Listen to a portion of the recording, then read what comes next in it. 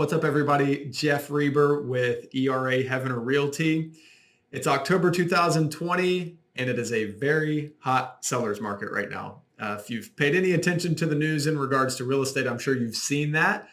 And so I wanted to address something that's becoming more and more prevalent in our current real estate environment, and that's the fact that if you list a house in a good area, price it appropriately, you're going to have multiple offers. So how do you navigate these waters appropriately so that you don't just create collateral damage along the way as a seller, or even from the buyer's perspective? How should you think about this? So first off, you want to take a look at the environment that you're in. So your property, you want to calculate the absorption rate. And you can see over other shoulder here, some of the notes on the whiteboard behind me.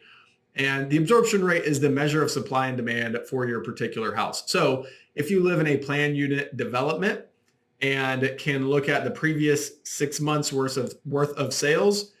So let's say there were 10 sales in 6 months and there's currently 2 active listings. Well, what we know is you're selling just shy of 2 per month.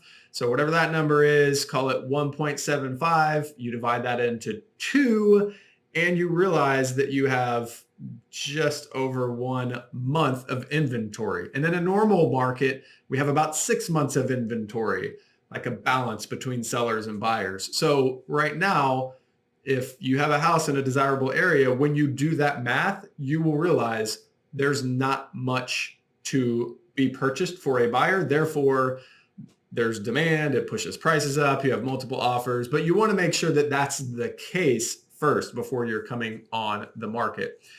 So then the next thing is that I like to time the listing coming active so that you're really appropriately navigating when you're going to get traffic, how many offers you're going to get in a certain period of time, and you don't lose the initial drive and demand for the listing. So I like to put listings on the MLS on Thursdays because individuals who are looking are likely going to come see it on the weekend. Not everybody, but it's a majority of the buyer pool.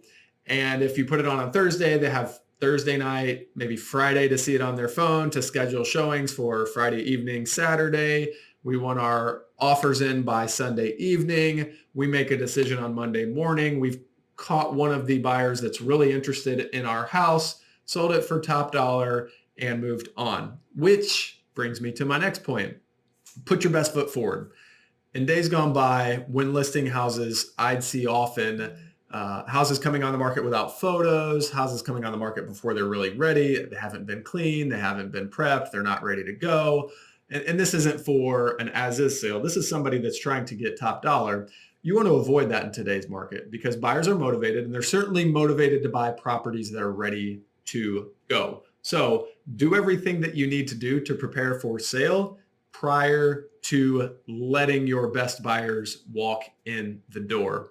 The next thing that I wanted to mention is that you want to kind of plan your response. So once you've gotten these offers in, you've surveyed the field, you measure everything out. How many offers do we have? What kind of price are they coming in at? Do they have closing cost assistance included? What type of financing? Are there contingencies, whether it's selling another house or inspection contingencies, financing contingencies, measuring all of these things to figure out which is your best offer. And so once you've prioritized and categorized your offers and you've chosen one, now it's time to negotiate. I notice all the time these days that sellers think that you have to just pick an offer.